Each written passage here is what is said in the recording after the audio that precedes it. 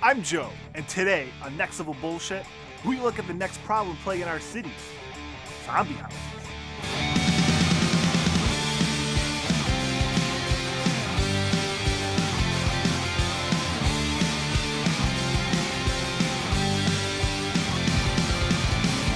69-year-old Navy vet Philip Williams was in Fort Lauderdale for a knee replacement in December 2014.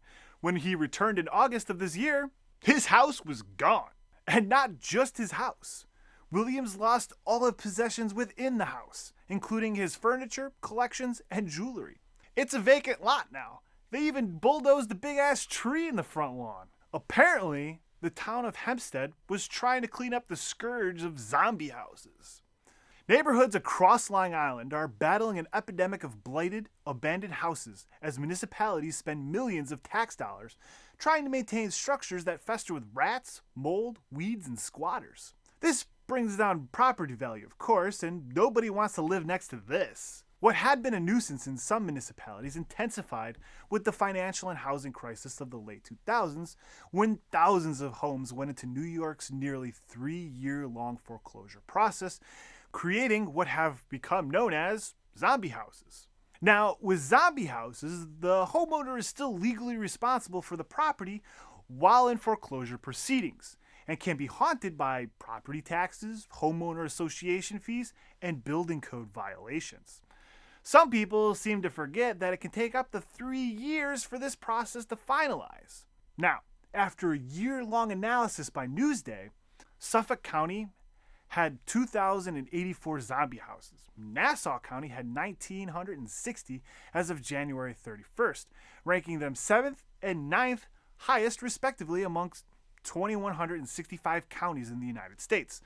Local municipalities last year spent at least $3.2 million to clean, maintain, board up, and demolish homes in disrepair, including zombie properties.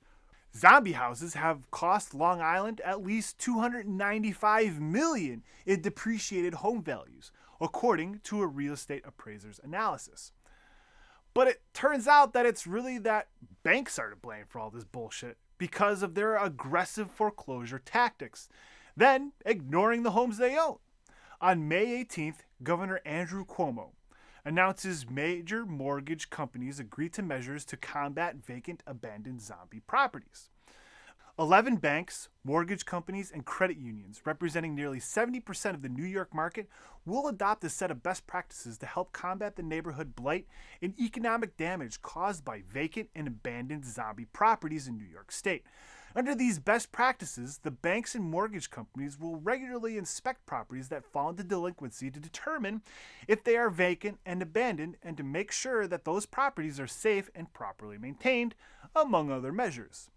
Translation: the banks who foreclosed are released from maintaining the property and can just let it go to blight and then bulldoze the shit out of it.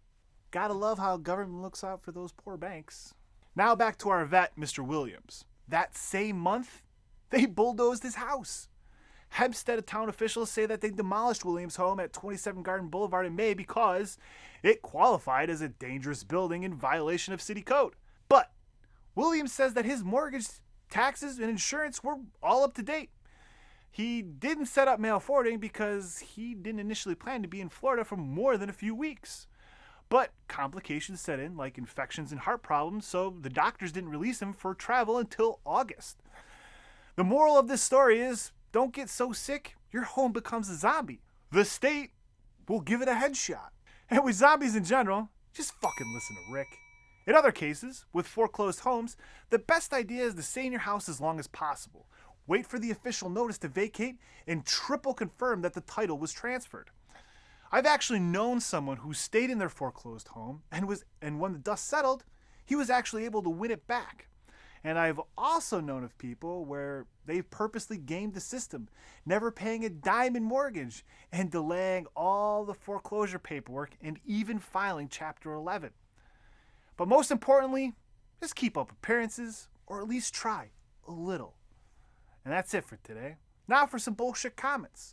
Michael Walkman writes on our Alex Jones Gets Net Neutrality Wrong video, a second grader struggling could see that it's a control grab, you government shill. Get a job, hippie. Troll. This kinda is my job. Joneshead. Jake Evan writes, keep doing what you're doing, brother. Thank you and your minions for doing what you do. Thank you. Thank you. I poop, therefore I am, from our politics video writes, democracy, it's like rape, but at least you get to choose the penis. Okay. Now, if you haven't already, hit that subscribe button to be notified of all new releases. If you liked today's video, hit that like button. And if you disliked it, hit the dislike button and let me know what you thought. You can also email me anytime at joe@nextlevelbullshit. We can chat on Twitter at the NLBS or on Facebook at the Joeski. That's it for today. I'll see you next week.